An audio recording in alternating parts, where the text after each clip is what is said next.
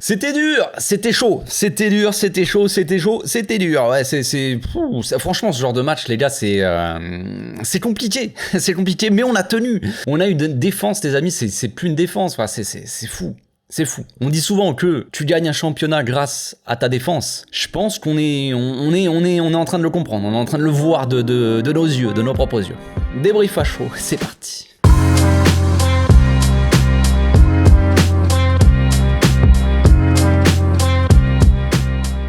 Au passage, n'hésitez pas à vous abonner, liker et commenter. C'est le meilleur moyen de me soutenir et ça fera plaisir à tonton. Le Barça a tenu, voilà, c'est ce qu'on peut dire de ce match-là. On a bien démarré le match, c'était plutôt sympathique et tout, mais au final, la finalité de ce match-là, c'est qu'on peut se dire qu'on a principalement tenu le score. On a tenu le score parce que c'était dur, hein. Cette fin de match, on était à deux doigts de l'ulcère, je sais pas, c'était très compliqué. C'était fou. On a subi tellement, on a posé le bus à la fin, les gars. On était nous-mêmes, on est devenu le bus. Le bus. Donc on a quand même vu un match assez agréable en première mi-temps. On peut retirer quelques enseignements de cette première mi-temps. L'enseignement du match, c'est que effectivement, on a un Ronald qui est probablement le meilleur défenseur du monde actuellement. Hein. Ça, je pense que c'est plutôt quelque chose qu'on peut dire sans crainte, sans honte, j'ai envie de dire. Et on a un Christensen qui est plutôt magnifique, hein, et un Koundé qui est magnifique aussi. C'est fou. On a une défense complètement folle. Donc, je pense que je pourrais m'arrêter là, limite dans le débrief, parce qu'il n'y a pas grand-chose à dire, mis à part que notre défense nous a fait concrètement gagner le match. Ter Stegen n'a pas eu à faire grand chose, à sortir des arrêts si phénoménaux. C'est surtout qu'on a un Ronald, mon gamin, qui est partout. C'est quoi ce gars? C'est quoi ce gars? Est-ce qu'il est humain au moins, ce bonhomme? C'est une machine.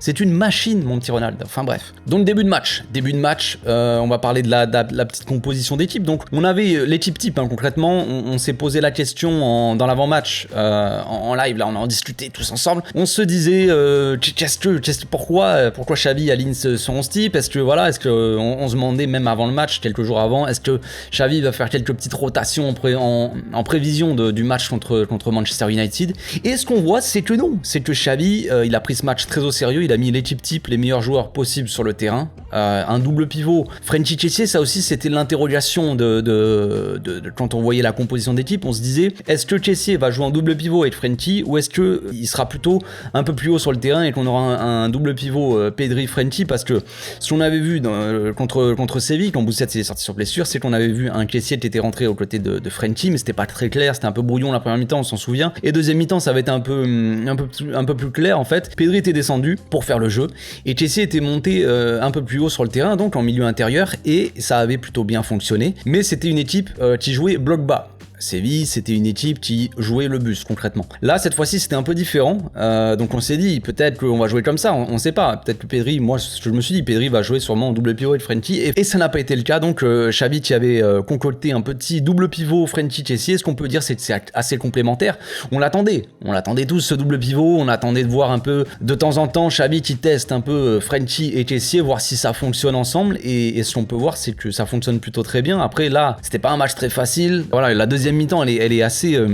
franchement, j'ai un trou noir, je vous avoue. La deuxième mi-temps, elle est compliquée, hein. J'ai l'impression qu'il s'est pas passé grand-chose. On a passé notre temps à se battre avec les types de Villarreal, à se faire rentrer dedans, à rentrer nous-mêmes dans les joueurs. C'était pas un match très plaisant. Une deuxième mi-temps, elle était pas très plaisante. Mais la première mi-temps, ça joue au football, un peu plus quand même. Et on a vu que ça fonctionnait plutôt bien. Dans le volume de jeu, Frenkie et Kessié sont plutôt bons dans la récupération, tout ça, dans la tenue de ballon. On sait que Kessié tient, genre par son physique, il a une protection de balle assez intéressante. Donc voilà, et niveau pour ressortir un peu les ballons, effectivement, Kessié n'est pas Busquets dans les sorties de balles, mais il s'en est plutôt bien sorti. Des fois, orientation de jeu long, tout ça, je l'ai trouvé plutôt intéressant, techniquement aussi, pour sortir un peu du pressing. Il faisait des petits crochets, il cherchait peut-être un peu la faute, mais il y avait faute sur lui. Voilà, il gagnait du coup des ballons comme ça, enfin il gagnait des duels, on va dire, même si bon, il se faisait tacler, mais bon, t'as compris. Donc c'était plutôt propre, et ça a permis aussi le fait qu'il y ait un double pivot Frenkie Kessié, ça permet aussi à Pedri de jouer plus haut et d'être plus décisif, proche de la surface. Et vu qu'il a marqué, on peut dire que c'est plutôt bien vu de la part de Xavi. Donc le but, on l'analysera un peu mieux dans l'analyse donc demain, mais c'est plutôt assez magnifique. Comme souvent, on a un Koundé, des défenseurs généralement, hein, mais Koundé, vu qu'il joue pseudo latéral droit, on va dire, il vient presser assez haut, très haut, mais même alors haut, on le voit des fois, il se retrouve dans la limite proche de la surface adverse, en train de presser l'attaquant. franchement, il est allé chercher Jérémy Pino, il est allé le chercher juste dans les vestiaires, je suis sûr. Même après le match, il a continué à le suivre et à le soulever. Genre, calme-toi, Ronald. Donc Koundé, il monte faire le pressing très haut sur les joueurs. C'est comme ça qu'on a récupéré le ballon sur une sortie de balle. Villarreal, on le sait, c'est une équipe qui aime bien sortir le ballon proprement, comme nous. Et on sait que sous pression, ils peuvent faire des erreurs. On l'a vu récemment dans leur dernier match contre Elche, je crois qu'ils avaient fait une erreur comme ça et peut-être que ça avait apporté un penalty, je sais plus exactement. Mais des fois, quand tu les vois, que quand tu les mets vraiment sous pression, des fois ça peut être difficile. C'est comme nous, ça peut arriver à tout le monde. Donc là, gros pressing de Koundé qui vient récupérer la balle, qui vient chipper le ballon, je sais plus si c'est le joueur. Gavi qui se bat aussi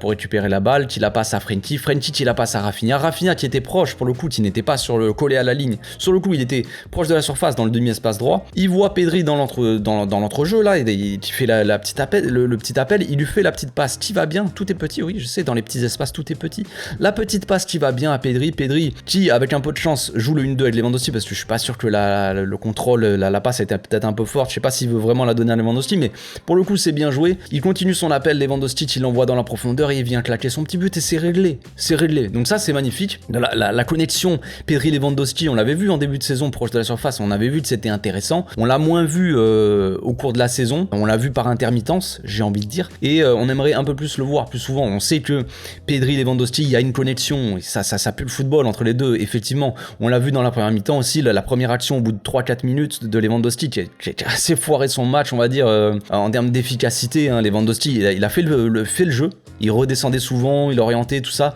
en termes de passes et tout ça, vision de jeu, conservation du ballon, pour gratter des ballons, tout ça, il a été intéressant, mais devant les cages, c'était pas trop ça, mon petit Robert, ce soir, c'était pas fou. Robert qui fait l'appel dans le dos de la défense, qui jouait assez haut la défense, donc ça fallait jouer dans le dos, c'était bien. Pedri qui lui fait la passe en profondeur, il arrive face au goal, il tire sur le goal, frère, fais un effort Robert, tu n'es pas un des meilleurs attaquants au monde pour rien. Ce n'est pas normal ça, normal Robert. Donc Robert, j'ai pas trop aimé son match, j'ai bien aimé dans sa participation, mais quand il était proche de la surface, quand il s'agissait de prendre des décisions comme son lob à moitié, lob ou passe pour Baldé, je sais pas trop, ou non pour Kessié peut-être, je sais plus, tu fais à moitié un lob, une passe, on sait pas trop, tire mon gamin, tire, t'es dans la surface, tire frère, tu es Robert, tu es mon petit Robert, tu dois tirer. Donc Robert, voilà, dans la finition, dans l'efficacité, j'ai pas trop aimé. Après voilà, dans l'activité comme je dis, j'ai aimé Pedri qui a fait un très bon match. Le milieu dans l'ensemble qui a fait un bon match. Après la deuxième mi-temps, c'est surtout à mettre au crédit des joueurs de Villarreal qui ont un peu plus fait le jeu, on va dire, même s'ils ont passé beaucoup de temps à chouiner sur la pelouse. Ouais, voilà, oui, je fais bien le mec qui chouine.